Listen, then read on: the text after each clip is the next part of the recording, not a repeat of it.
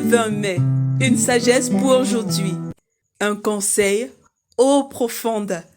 Un conseil dans le cœur de l'homme est comme des eaux profondes. L'homme intelligent sait y puiser. Proverbe 20, verset 5.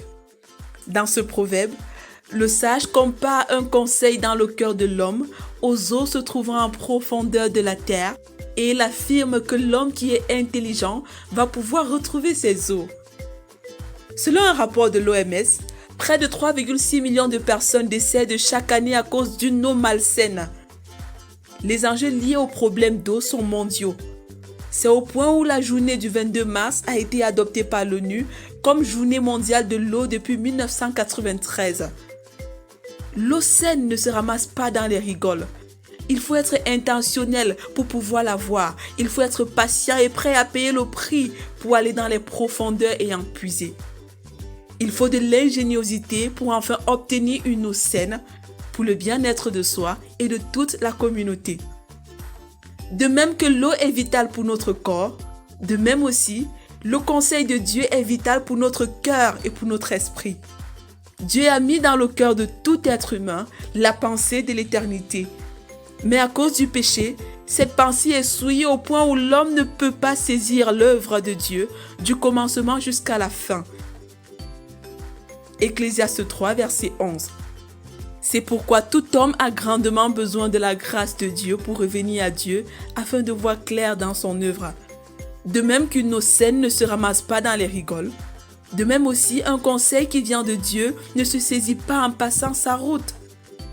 Nous avons besoin de réaliser notre chaos en Dieu, notre soif de Dieu et de sa parole, notre besoin des conseils saints qui s'alignent avec les valeurs de Dieu. Avec quel genre de conseils abreuvons-nous notre esprit? Jésus dit, « Quiconque boit de cette eau aura encore soif. Mais celui qui boira de l'eau que je lui donnerai n'aura jamais soif.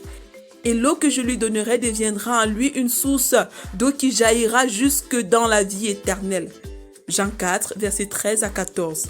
Dans ce verset, Jésus est en train de répondre à une question de la femme samaritaine portant sur l'origine de l'eau vive.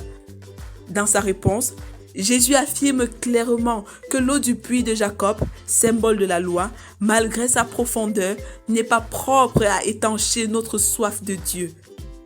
Par la suite, Jésus s'est clairement révélé comme Dieu, source de vie pour tout homme. Vérité. Jésus seul est la source d'eau vive sans qui aucune vie n'est possible. Application. Croire en Jésus-Christ, mort pour mes péchés et ressuscité pour mon salut. Choisir un moment et un lieu dans la journée pour lire et méditer la parole de Dieu. Être suffisamment flexible pour écouter les autres et filtrer ce que j'écoute à la lumière de la parole de Dieu. Mise en garde. S'ils avaient assisté à mon conseil, ils auraient dû faire entendre mes paroles à mon peuple et les faire revenir de leur mauvaise voie, de la méchanceté de leurs actions. Jérémie 23, verset 18. Prions ensemble. Père, remplis-moi chaque jour du bon conseil de ta parole. Donne-moi le courage de pouvoir témoigner ta parole en tout lieu. Par Jésus-Christ. Amen. Lecture pour aujourd'hui. Psaume 96 à 100, Proverbe 20, Néhémie 7 à 9. Vous êtes bénis.